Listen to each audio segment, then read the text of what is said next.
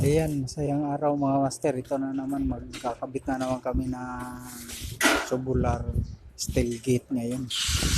Dito kami sa Bulacan ito mga master. Yung itong bahay na to, yun ang magagawa natin ng gate. Na nagsimula na kaming mag-sitting sa mga gilid niya mga master. Kasi walang poste itong pinakagilid. Kaya gagawin muna namin ng parang poste para dito kami kakapit.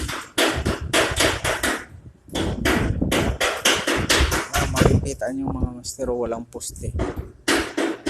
Nasa loob ang poste. Kaya may ginawa kaming extension master. Yan o.